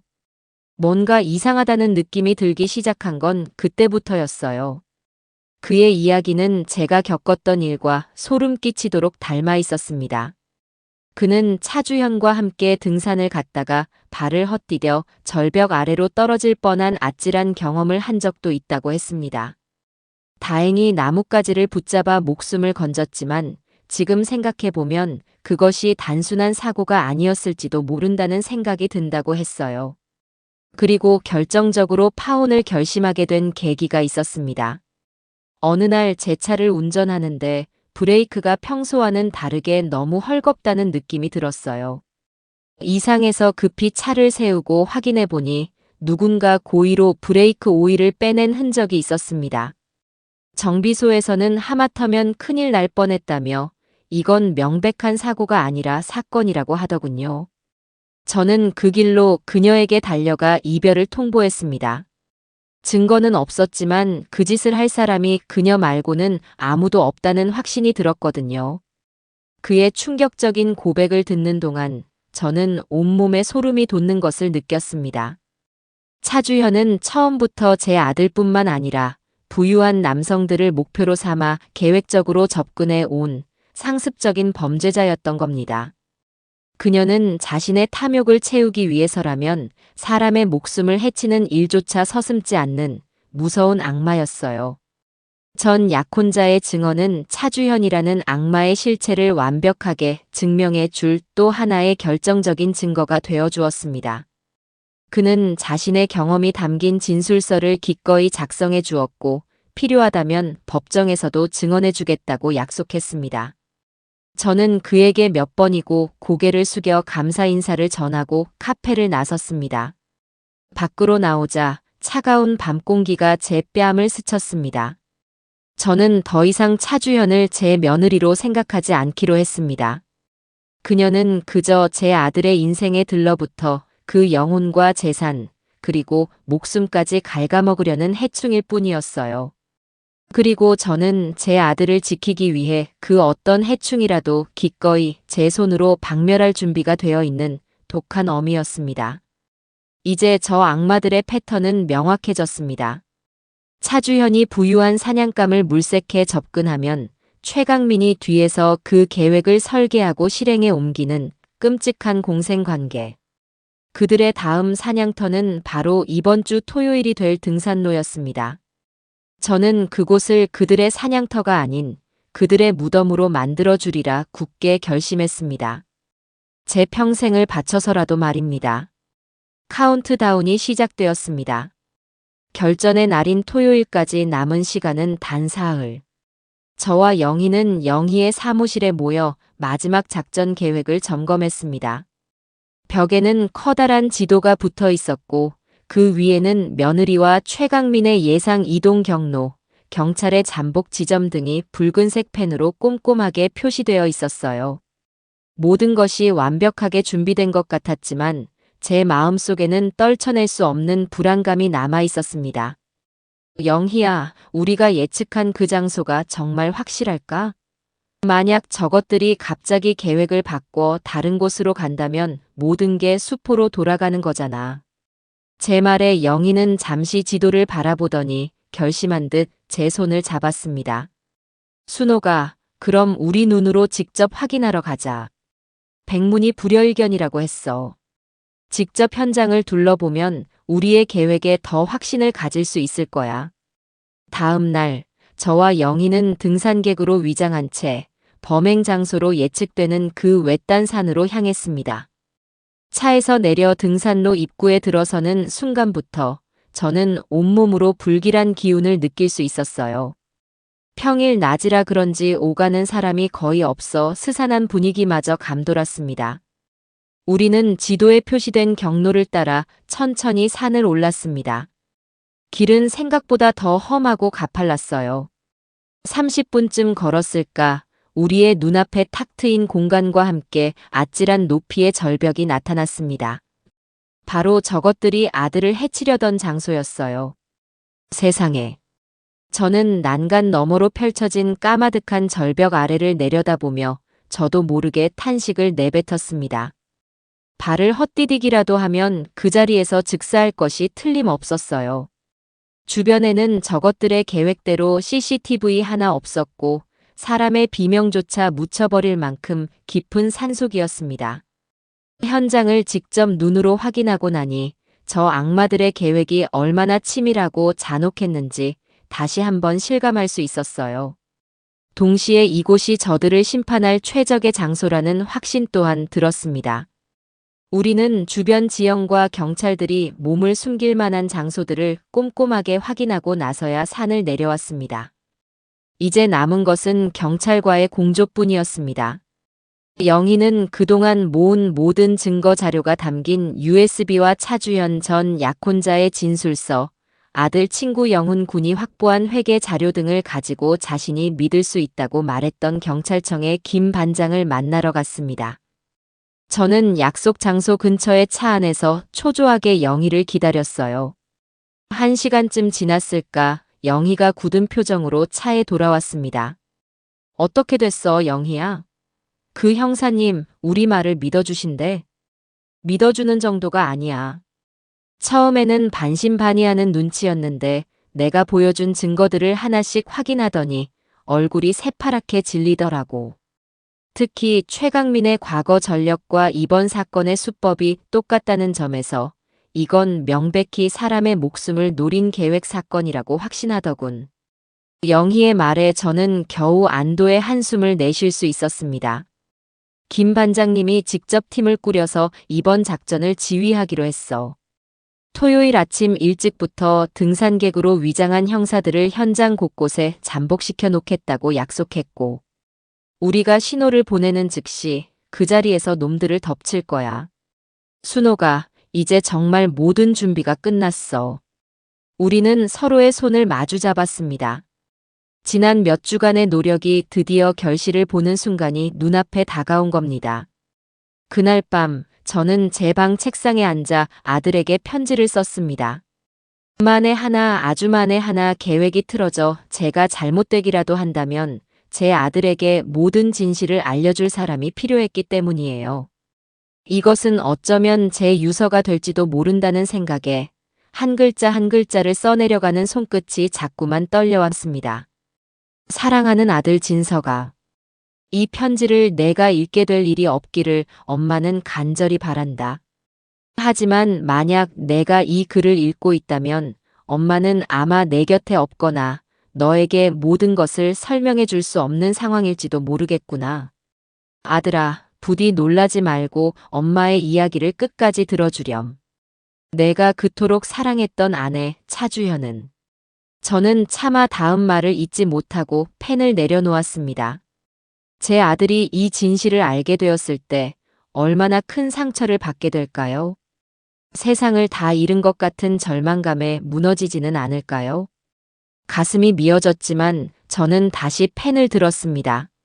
아픔을 겪더라도 제 아들은 진실을 알아야만 했습니다.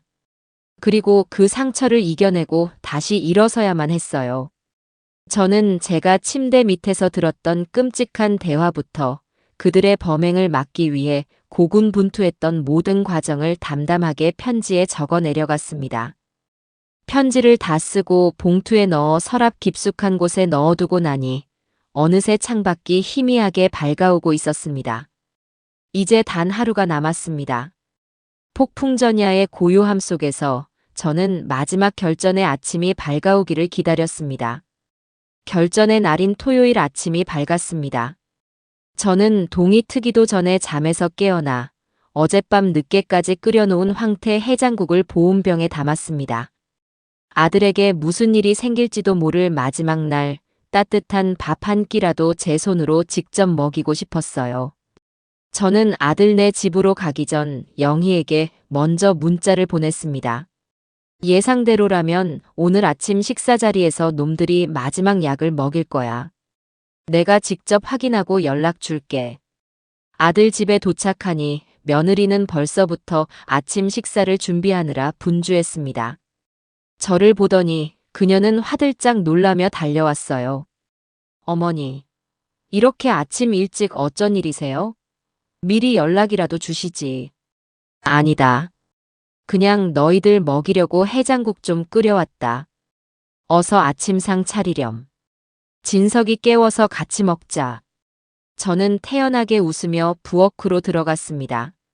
며느리는 잠시 당황하는 듯 했지만 이내 평소처럼 상냥한 며느리의 가면을 쓰고 식사를 준비하기 시작했어요. 제 눈은 그녀의 손 하나하나를 놓치지 않고 쫓았습니다. 그녀는 아들이 먹을 국그릇에만 다른 가족들 몰래 흰 가루를 아주 조금 타는 것을 제 눈으로 똑똑히 보았습니다. 저것이 바로 제 아들을 무기력하게 만들었던 마지막 약일 겁니다. 저는 분노로 떨리는 주먹을 식탁 밑에서 단단히 쥐었습니다. 잠시 후 잠에서 깬 아들이 비틀거리며 식탁에 와서 앉았습니다. 엄마, 아침부터 웬일이야? 우리 아들 등산 간다면서. 가기 전에 든든하게 먹고 가야지.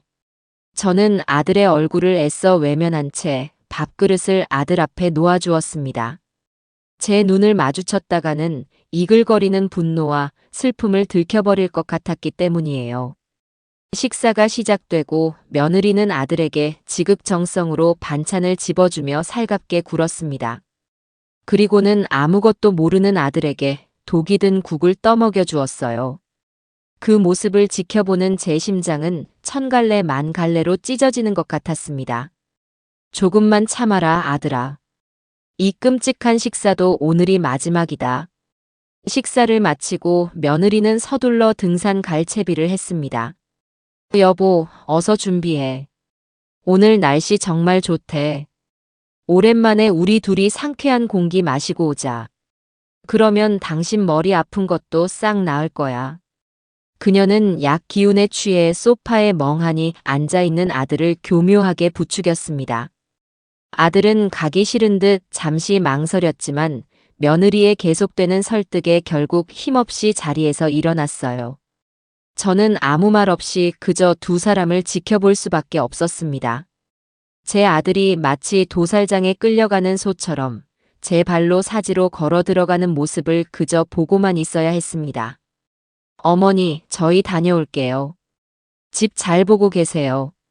며느리는 현관을 나서며 제게 해맑게 웃어 보였습니다. 그 미소에 담긴 악마의 속내를 생각하니 온몸에 소름이 돋았습니다. 두 사람이 집을 나서자마자 제 전쟁도 시작되었습니다. 저는 즉시 영희에게 전화를 걸어 상황을 알렸습니다. 영희야, 나야. 지금 놈들이 집에서 출발했어. 예상대로야. 알았어, 순호가. 나도 지금 막 아파트 주차장으로 들어섰어. 너는 서두르지 말고 놈들이 단지를 완전히 빠져나간 뒤에 내려와. 저는 창문 커튼 뒤에 숨어 며느리가 운전하는 차가 아파트 주차장을 빠져나가는 것을 끝까지 확인했습니다. 그리고는 영희의 차에 재빨리 올라탔어요. 차 안에는 무전기와 노트북 등 마치 형사들의 작전 차량처럼 보이는 장비들이 갖춰져 있었습니다. 김 반장님하고는 계속 연락하고 있어. 이미 현장에는 우리 팀원들이 등산객으로 위장해서 다 깔려 있다고 해. 우리는 저놈들 차를 일정 거리를 두고 따라가면서 상황을 지켜보기만 하면 돼. 영희는 침착하게 상황을 설명하며 차를 출발시켰습니다. 제 스마트폰 앱 화면에는 아들의 차를 나타내는 붉은 점이 외딴 산을 향해 빠르게 움직이고 있었습니다. 그 붉은 점이 마치 제 아들의 심장이 뛰는 것처럼 느껴져 저는 화면에서 한시도 눈을 뗄 수가 없었어요. 시시각각 변하는 도시의 풍경이 차창 밖으로 빠르게 스쳐 지나갔습니다. 제 아들의 운명을 결정지을 결전의 장소로 우리는 그렇게 소리 없이 달려가고 있었습니다. 1시간가량을 달려 우리는 마침내 목적지인 외딴 산의 입구에 도착했습니다. 아들의 차는 이미 주차장에 세워져 있었어요. 저와 영희는 그들의 눈에 띄지 않도록 주차장에서 조금 떨어진 갓길에 차를 세웠습니다. 영희는 무전기를 통해 김 반장과 마지막 교신을 나눴어요. 반장님, 목표 차량 주차장에 진입한 것 확인했습니다. 저희도 지금 막 도착했습니다. 알겠습니다. 저희 팀원들 모두 각자 위치에서 대기 중입니다. 두 분은 절대 무리하지 마시고 저희가 따로 마련해둔 관측 포인트로 이동해서 상황만 지켜봐 주십시오. 저와 영희는 등산객처럼 보이도록 미리 준비해 온 모자와 선글라스를 착용하고 차에서 내렸습니다. 그리고 김 반장이 알려준 등산로의 중간 지점이 훤히 내려다 보이는 작은 언덕으로 향했어요. 그곳에는 이미 사복 차림의 형사 2명이 망원경과 무전기를 들고 잠복해 있었습니다. 그들은 저희를 발견하고는 가볍게 목례를 했어요.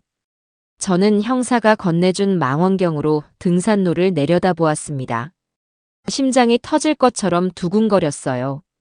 얼마 지나지 않아 등산로의 아래쪽에서 제 아들과 며느리의 모습이 나타났습니다. 아들은 약 기운 때문에 걷는 것조차 힘겨운지 연신 며느리의 어깨에 기대어 비틀거리며 걸어오고 있었어요.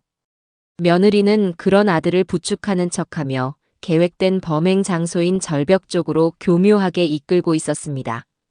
그 광경을 보고 있자니 제 속에서는 또다시 불덩이가 치밀어 올랐지만 저는 입술을 깨물고 참아냈습니다. 이제 곧 저 악마의 가면이 벗겨질 테니까요. 잠시 후 그들의 뒤쪽으로 모자를 푹 눌러 쓴 한 남자가 나타났습니다.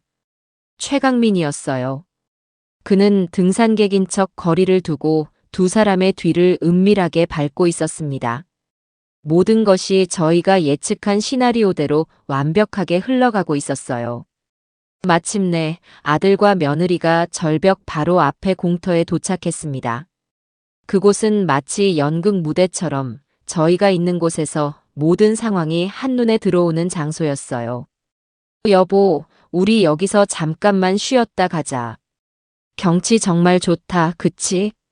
며느리는 아들을 절벽 가장자리에 있는 벤치에 앉혔습니다. 그리고는 아들의 어깨를 주무르며 아주 다정한 아내인 척 연기를 했어요.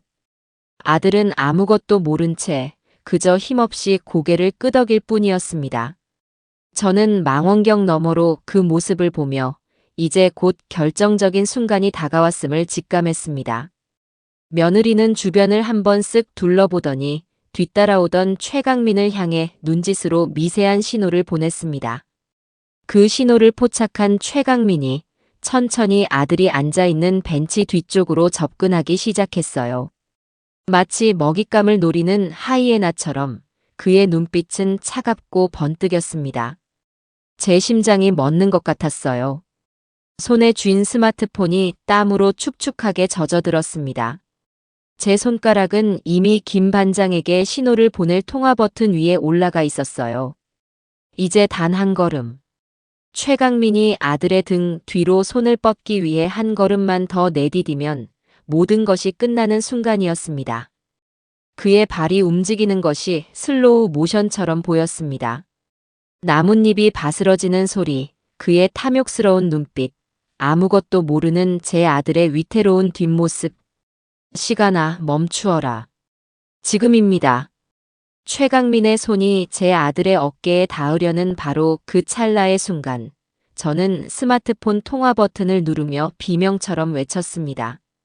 제 신호와 동시에 세상은 거대한 함성으로 가득 찼습니다. 등산객으로 위장해 있던 형사들이 사방에서 약속이라도 한 듯 뛰쳐나왔어요. 꼼짝 마! 경찰이다.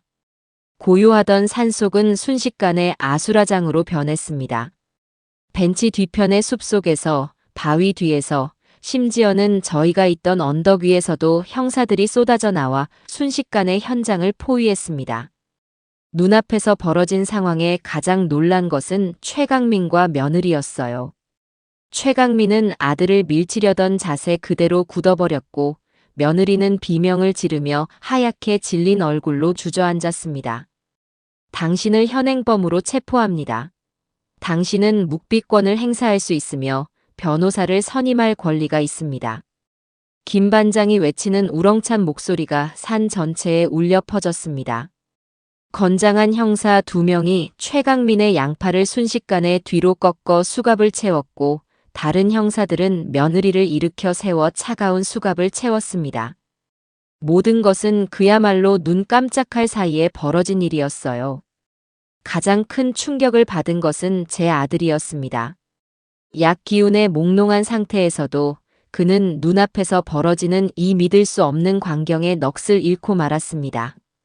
아내의 손목에 수갑이 채워지는 모습을 보며 그는 그저 주현아 이게 다 무슨 일이야 라고 중얼거릴 뿐이었어요. 언덕 위에서 얼마나 울었을까요?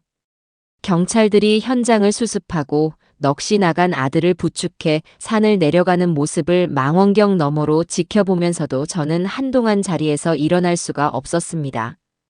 모든 것이 끝났다는 안도감과 제 아들이 겪어야 했던 끔찍한 배신에 대한 슬픔이 뒤엉켜 제 몸을 짓눌렀어요. 영희가 아니었다면 저는 아마 그 자리에 주저앉아 해가 질 때까지 울었을지도 모릅니다. 영희는 제 등을 단단히 받쳐주며 저를 일으켜 세웠습니다. 순호가 이제 일어나야 해. 아직 모든 게 끝난 게 아니야. 내려가서 진석이 곁을 지켜줘야지.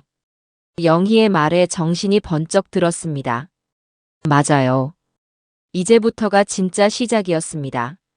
제 아들이 감당해야 할 진실의 무게는 저 아찔한 절벽보다 더 깊고 무거울 테니까요.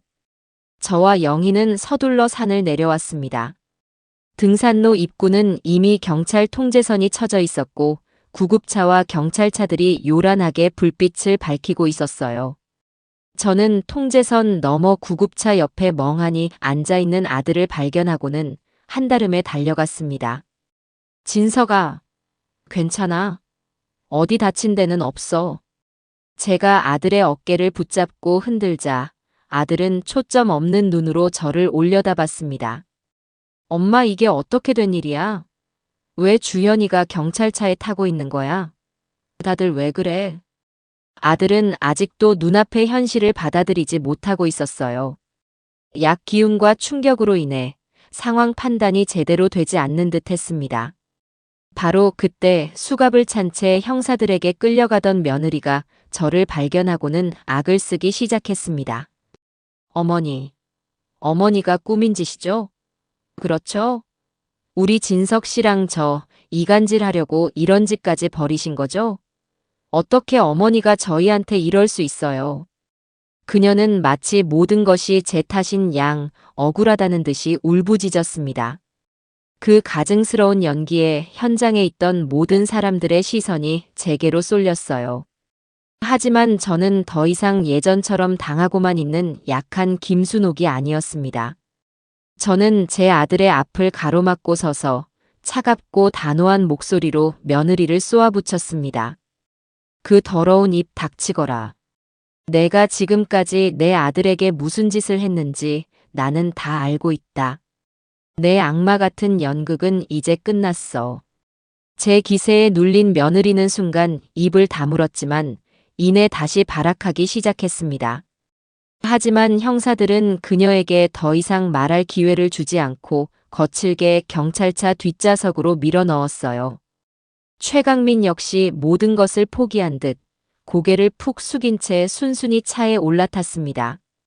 두 악마를 태운 경찰차가 요란한 사이렌 소리를 울리며 산길을 빠져나가는 모습을 우리는 그저 멍하니 바라볼 수밖에 없었습니다. 저와 아들은 참고인 조사를 위해 경찰서로 함께 이동했습니다. 차를 타고 가는 내내 아들은 창밖만 바라보며 아무 말도 하지 않았어요. 저는 그런 아들의 손을 그저 따뜻하게 잡아주는 것밖에는 할 수 있는 일이 없었습니다. 경찰서에 도착하자 김 반장님이 저희를 따로 조사실 옆에 작은 상담실로 안내했습니다. 그곳에서 김 반장님은 아들의 앞에 제가 그동안 모아왔던 모든 증거들을 하나씩 꺼내놓기 시작했습니다. 고진석 씨, 지금부터 제가 보여드리는 것들을 잘 보시고 마음 단단히 먹으셔야 합니다. 이건 고진석 씨의 아내인 차주현 씨가 벌인 일들에 대한 증거 자료들입니다. 김 반장님은 가장 먼저 제가 침대 밑에서 녹음했던 녹음 파일을 재생했습니다. 상담실 안에는 며느리와 최강민이 제 아들을 해치려는 끔찍한 계획을 세우는 목소리가 생생하게 울려 퍼졌어요. 아들은 녹음 파일을 듣는 내내 믿을 수 없다는 표정으로 귀를 막고 고개를 저었습니다. 아니야, 아닐 거야. 주현이가 이럴 리가 없어. 이건 조작된 거야. 하지만 이어지는 증거들 앞에서 아들의 부정은 처참하게 무너져 내렸습니다. 김 반장님은 며느리가 아들에게 먹여온 약물의 성분 분석표를 보여주었습니다. 사람의 정신을 서서히 파괴하는 아주 해로운 약물이라는 설명과 함께요. 그리고 아들 명의로 가입된 수십억 원대의 생명보험 계약서, 사본들, 수익자가 모두 차주현으로 되어 있는 그 서류들을 아들의 눈앞에 펼쳐 보였습니다. 이것뿐만이 아닙니다. 차주현 씨는 최강민과 공모하여 고진석 씨의 회사 자금을 유령회사로 빼돌린 혐의도 받고 있습니다. 이건 그 증거 자료인 회계장부입니다. 아들 친구 영훈 군이 넘겨주었던 서류가 테이블 위에 올려졌습니다. 아들은 하얗게 질린 얼굴로 서류들을 내려다봤어요. 자신의 필체로 서명된 투자 계약서들을 보며 아들의 눈동자가 파르르 떨려왔습니다. 마지막으로 김 반장님은 차주현의 전 약혼자가 작성한 진술서를 아들에게 읽어주었습니다. 과거에도 똑같은 수법으로 다른 남자의 목숨과 재산을 노렸다는 사실이 밝혀지는 순간 아들은 마침내 무너져 내렸습니다. 아들은 어린아이처럼 목 놓아 울기 시작했습니다. 자신이 그토록 사랑하고 믿었던 아내가 자신의 모든 것을 파괴하려 했던 악마였다는 진실을 그는 더 이상 감당할 수 없었던 겁니다. 배신감과 충격, 그리고 자기 자신에 대한 원망이 뒤섞인 처절한 울음소리가 상담실을 가득 메웠습니다. 저는 그런 아들을 아무 말 없이 끌어안고 함께 울었습니다. 제 품에 안겨 오열하는 아들은 어느새 60을 훌쩍 넘긴 중년의 남자가 아니라 세상의 모든 상처를 다 짊어진 어린 소년의 모습이었습니다. 그날 우리는 아주 오랫동안 서로를 부둥켜 안고 울고 또 울었습니다. 가면이 벗겨진 자리에 남은 것은 지독한 상처와 슬픔뿐이었습니다. 경찰서에서의 조사는 밤늦게까지 이어졌습니다. 제 아들은 극심한 정신적 충격으로 인해 정상적인 진술이 어려운 상태였기 때문에 대부분의 조사는 저와 영희, 그리고 김 반장님을 중심으로 진행되었어요. 저는 그동안 제가 겪고 보았던 모든 일들을 처음부터 끝까지 하나도 빠짐없이 진술했습니다. 침대 밑에서 들었던 대화 내용부터 며느리의 과거 행적을 추적했던 과정, 그리고 오늘 현장에서 벌어졌던 일까지. 제 진술을 받아 적던 젊은 형사의 얼굴에는 놀라움과 존경심이 뒤섞여 있었어요. 어머님 정말 대단하십니다. 어머님이 아니셨으면 정말 끔찍한 일이 벌어질 뻔했습니다. 그의 말에 저는 그저 힘없이 웃어 보일 뿐이었습니다. 제가 대단해서가 아니었어요. 제 새끼를 구하려는 어미의 본능이 저를 그렇게 만들었을 뿐입니다. 조사를 받는 동안 며느리와 최강민은 모든 혐의를 완강하게 부인하고 있다는 소식이 들려왔습니다. 등산은 정말 순수한 의도였으며 현장에서의 일은 모두 제가 꾸며낸 모함이라는 주장을 뻔뻔하게 펼치고 있다고 했어요. 하지만 그들의 발악은 오래가지 못했습니다. 김 반장님이 그들의 면전에 제가 모은 증거들을 하나씩 던졌을 때 그들의 거짓말은 산산조각이 나버렸습니다. 특히 자신들의 목소리가 담긴 녹음 파일과 약물의 성분 분석 결과, 그리고 과거의 피해자들 증언이 공개되자 두 강만은 더 이상 아무런 말도 하지 못하고 고개를 숙였다고 합니다. 경찰의 공식적인 수사가 시작되자 며느리와 최강민의 추가 범죄들이 본물 터지듯 드러나기 시작했습니다. 두 사람은 제 아들의 회사 자금을 빼돌린 것 외에도 최강민의 명의로 여러 개의 대포 통장을 만들어 불법적인 자금 세탁을 해온 정황이 포착되었어요. 또한 과거 최강민의 보험 사기 사건 역시 재수사에 착수되었고 그 과정에서 며느리가 처음부터 그 사건에 깊숙이 개입되어 있었다는 새로운 증거들이 발견되었습니다. 그들은 상습적으로 부유한 남성들을 물색해 접근한 뒤 한 명은 밖에서 바람을 잡고 다른 한 명은 안에서 상대를 교묘하게 조종하는 방식으로 사기와 범죄를 저질러 온 전문 범죄 조직이나 다름없었습니다. 다음 날 저희의 이야기는 세상에 알려졌습니다. 아침 뉴스부터 시작해서 인터넷 신문과 각종 언론 매체에서 두 얼굴의 며느리, 어머니의 기지로 막아낸 비극이라는 자극적인 제목으로 저희의 사건을 대대적으로 보도하기 시작했어요. 저희 집 앞에는 아침부터 기자들이 진을 치고 있었고 제 전화기는 쉴 새 없이 울려댔습니다. 저는 아들을 보호하기 위해 당분간 제 집으로 아들을 데려와 함께 지내기로 했습니다. 엄마 미안해. 나 때문에 엄마까지 힘들게 해서. 아들은 거실 소파에 앉아 텔레비전 뉴스에 나오는 자신의 이야기를 멍하니 바라보며 말했습니다. 저는 그런 아들의 어깨를 말없이 감싸 안아주었어요. 아니다, 아들. 뭐가 미안해. 지금은 아무 생각 말고 그냥 푹 쉬기만 해. 나머지는 다 이 엄마가 알아서 할 테니. 뉴스가 나가고 세상의 반응은 폭발적이었습니다. 인터넷 기사의 댓글에는 며느리와 최강민의 악행에 분노하는 사람들의 목소리가 가득했어요. 그리고 동시에 저의 행동을 칭찬하고 응원하는 글들도 수없이 많이 올라왔습니다. 어머니는 위대하다, 현대판 셜록 홈즈 할머니, 저런 며느리는 절대 용서하면 안 된다는 댓글들을 보며 저는 씁쓸하면서도 한편으로는 위안을 얻었습니다. 이 세상에는 아직 정의가 살아있고 제 아들의 아픔에 함께 공감해주는 따뜻한 사람들이 이렇게나 많다는 사실이에요. 법의 심판은 이제 막 시작되었지만 어쩌면 저 두 악마는 이미 세상 사람들로부터 가장 무서운 심판을 받고 있는 것일지도 모릅니다. 시간이 약이라는 말이 있지만 제 아들에게는 그 시간이 마치 멈춰버린 듯 했습니다. 아들은 집으로 돌아온 뒤에도 며칠 동안 방 안에 틀어박혀 나오지 않았어요. 식사도 거부하고 잠도 제대로 자지 못하는 듯 했습니다. 굳게 닫힌 아들의 방문을 볼 때마다 제 마음은 타들어가는 것 같았어요.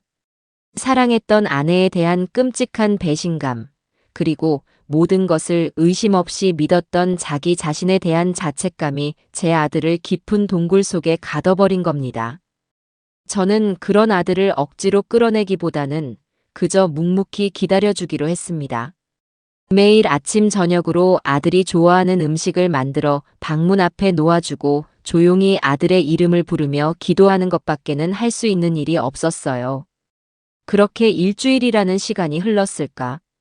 어느 날 저녁 제가 방문 앞에 저녁상을 놓고 돌아서려는데 등 뒤에서 굳게 닫혀있던 방문이 아주 천천히 열렸습니다.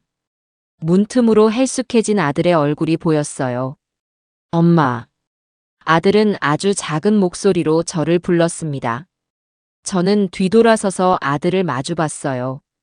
그 짧은 순간 우리는 아무 말도 하지 않았습니다. 그저 서로의 눈을 바라볼 뿐이었죠. 아들의 눈에는 수많은 감정들이 담겨 있었습니다. 미안함, 고마움, 그리고 깊은 슬픔. 잠시 후 아들은 제 앞에 다가와 아무 말 없이 저를 와락 끌어안았습니다. 그리고는 제 어깨에 얼굴을 묻고 어린아이처럼 서럽게 울기 시작했어요. 엄마 미안해. 정말 미안해, 엄마. 아들은 울음 섞인 목소리로 계속해서 미안하다는 말만 되풀이했습니다. 제 옷깃이 아들의 뜨거운 눈물로 축축하게 젖어들었어요. 내가 너무 바보 같았어. 엄마가 그 사람에 대해 안 좋게 말했을 때 그냥 흘려듣지 말았어야 했는데.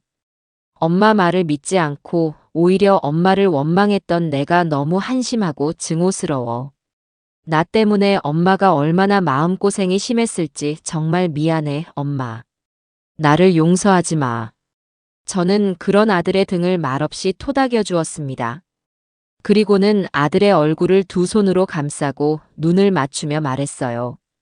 아니다, 아들. 뭐가 미안해. 너는 아무 잘못 없어. 사랑에 눈이 멀면 누구나 그렇게 되는 거란다. 그러니 더는 자책하지 마. 지난 일은 이제 다 잊고 새로 시작하면 되는 거야. 이 엄마가 옆에서 끝까지 도와줄게. 그러니 기운내, 내 아들. 제 말에 아들은 또다시 눈물을 왈칵 쏟아냈습니다. 그날 밤 우리는 아주 오랫동안 서로를 부둥켜 안고 그동안 서로에게 하지 못했던 이야기들을 나누며 아픈 마음을 달랬습니다. 아들의 눈물은 상처받은 영혼을 치유하는 첫걸음이었을 겁니다. 그날 이후 아들은 조금씩 기운을 차리기 시작했습니다. 여전히 웃음을 되찾지는 못했지만 꼬박꼬박 식사를 했고 제가 권유한 심리 상담에도 순순히 응해 주었어요. 상담을 통해 자신의 감정을 솔직하게 털어놓는 법을 배우면서 아들의 얼굴에도 아주 조금씩이지만 생기가 돌아오기 시작했습니다. 저는 그런 아들의 곁을 지키며 제가 해줄 수 있는 최선을 다했습니다. 따뜻한 밥을 지어 먹이고 밤에는 함께 거실에 앉아 옛날 앨범을 보며 행복했던 추억들을 이야기했어요. 아들이 어릴 적 아빠와 함께 갯벌에 가서 찍었던 사진을 보며 우리는 오랜만에 함께 웃기도 했습니다. 일상으로의 회복은 아주 더디고 조용한 과정이었습니다. 하지만 우리는 그 과정 속에서 과거에는 미처 알지 못했던 서로의 소중함을 다시 한번 깨닫고 있었어요. 아들은 제게 더 의지하게 되었고 저 역시 아들을 통해 삶의 의미를 다시 찾게 되었습니다. 상처는 깊었지만 그 상처를 통해 우리의 관계는 그 어느 때보다 더 단단하게 얽히고 있었던 겁니다. 어느 주말 오후 집으로 영희가 찾아왔습니다. 손에는 작은 케이크 상자를 들고서요. 순호가 고생 많았다. 이제 정말 다 끝났으니 우리끼리 조촐하게 축하라도 해야지. 저는 영희를 위해 정성껏 저녁상을 차렸습니다. 우리는 식탁에 마주 앉아 지난 몇 주간 겪었던 지옥 같았던 시간들을 회상했습니다. 내가 아니었으면 나는 아무것도 할 수 없었을 거야, 영희야. 내 평생의 은인이야, 정말. 제 말에 영희는 손사래를 치며 웃었습니다. 무슨 소리. 언니의 용기가 모든 걸 해낸 거지. 나는 그냥 옆에서 거들었을 뿐이야. 그나저나 언니가 그렇게 스마트폰을 잘 다루는 줄은 몰랐네. 녹음이며 위치 추적기며 못하는 게 뭐야? 영희의 짓궂은 농담에 저도 오랜만에 소리내어 웃었습니다. 우리는 함께 와인을 한 잔씩 나누어 마시며 우리의 승리를 조용히 자축했습니다. 그것은 화려한 파티는 아니었지만 그 어떤 축하 자리보다 더 의미 있고 따뜻한 시간이었습니다. 서로의 존재가 얼마나 큰 힘이 되는지, 진정한 우정이 무엇인지를 다시 한번 깨닫게 해준 그런 밤이었어요. 시간은 흘러 마침내 차주현과 최강민에 대한 마지막 재판이 열리는 날이 되었습니다. 지난 몇 달간의 재판 과정에서 그들의 추가 범죄들이 속속 드러나면서 두 악마는 더 이상 그 어떤 동정의 여지도 받지 못하는 파렴치한 범죄자가 되어 있었어요. 저는 아들과 영희의 손을 꼭 잡고 법정 방청석에 앉았습니다. 제 아들은 이제 더 이상 예전처럼 위축되거나 슬퍼 보이지 않았습니다. 담담하고 의연한 표정으로 피고인석에 앉아 있는 두 사람을 똑바로 마주보고 있었어요. 피고인석에 앉은 두 사람의 모습은 초라하기 그지없었습니다. 화려했던 차주현의 얼굴은 생기를 잃고 푸석푸석해져 있었고 최강민은 모든 것을 포기한 듯 허공만 멍하니 바라보고 있었지요. 재판장이 법정에 들어서고 기나긴 판결문이 낭독되기 시작했습니다. 판사는 두 사람의 죄목을 하나하나 열거하며 그들의 범행이 얼마나 반사회적이고 악랄했는지를 엄중한 목소리로 꾸짖었습니다. 사기, 횡령, 그리고 과거의 범죄들까지. 그들의 죄는 판결문을 한참 동안 읽어야 할 만큼이나 많고 무거웠습니다. 피고인 차주현, 피고인 최강민에게 각각 징역 25년을 선고한다. 재판장이 마지막 판결을 내리고 법봉을 내리치는 소리가 법정 안에 장엄하게 울려 퍼졌습니다. 땅, 땅, 땅. 그 소리는 마치 저 악마들의 인생에 마침표를 찍는 소리처럼 들렸습니다.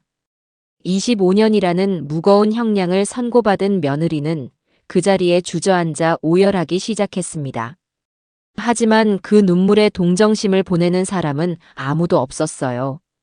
그것은 뒤늦은 후회의 눈물이 아니라 자신의 탐욕스러운 인생이 끝장난 것에 대한 분노의 눈물이라는 것을 모두가 알고 있었기 때문입니다. 저와 아들, 그리고 영희는 조용히 법정을 빠져나왔습니다. 법원 계단을 내려오는 동안 우리는 아무 말도 하지 않았어요. 하지만 서로의 눈빛만으로도 충분했습니다. 길고 길었던 싸움이 드디어 정의의 승리로 끝났다는 것을요. 법원 앞마당에 섰을 때 아들이 저를 보며 아주 희미하게 미소를 지었습니다. 사건 이후 처음으로 보는 아들의 진짜 미소였어요. 그 미소를 보는 순간 저는 그동안의 모든 고통과 슬픔이 눈 녹듯 사라지는 것을 느꼈습니다. 그날 이후 제 아들은 놀라울 정도로 빠르게 변해갔습니다. 아들은 자신에게 씻을 수 없는 상처를 준 회사를 과감하게 정리했습니다. 그리고는 오랫동안 자신의 꿈이었던 작은 목공소를 차리는 일에 도전하기 시작했어요. 땀 흘려 나무를 만지고 자신만의 가구를 만들어내면서 아들은 서서히 마음의 상처를 치유해 나갔습니다. 예전처럼 돈을 많이 벌지는 못했지만 아들의 얼굴에는 그 어느 때보다 더 큰 행복과 만족감이 어려 있었어요. 아들은 상처를 통해 인생에서 진정으로 소중한 것이 무엇인지를 깨닫게 된 겁니다. 겉모습은 조금 수척해졌지만 내면은 그 누구보다 단단하고 성숙한 어른이 되어가고 있었습니다. 어느 화창한 주말 오후, 저는 아들이 운영하는 작은 목공소를 찾아갔습니다. 공방 안에는 향긋한 나무 냄새와 기계 돌아가는 소리가 기분 좋게 울려 퍼지고 있었어요. 아들은 작업복 차림으로 땀을 뻘뻘 흘리며 어린아이의 것으로 보이는 작은 나무 의자를 만들고 있었습니다. 아들, 뭐 만들어? 아, 엄마 오셨어요? 이거 보육원에 기부할 아이들 의자예요. 제가 가진 재주로 좋은 일도 좀 하고 싶어서요. 아들은 쑥스러운 듯 웃으며 말했습니다. 그 모습을 보니 제 마음이 얼마나 뿌듯하고 대견했는지 모릅니다. 아들은 이제 더 이상 과거의 아픔에 얽매여 있지 않았어요. 자신의 상처를 더 큰 사랑으로 승화시킬 줄 아는 그런 멋진 사람으로 다시 태어난 겁니다. 그날 저녁, 우리는 오랜만에 집 마당에 나가 함께 저녁을 먹었습니다. 저는 아들이 좋아하는 삼겹살을 굽고 아들은 자신이 직접 만든 작은 나무 테이블을 마당 한가운데에 놓았어요. 우리는 그 테이블에 마주 앉아 노을 지는 하늘을 바라보며 두런두런 이야기를 나눴습니다. 엄마, 고마워. 다시 태어나게 해줘서. 아들이 고기를 뒤집으며 툭 던지듯 말했습니다. 저는 그 말에 가슴이 뭉클해져 아무 대답도 하지 못하고 그저 아들의 얼굴만 바라봤어요. 지옥 같았던 시간을 지나 우리는 비로소 완전한 평온을 되찾았습니다.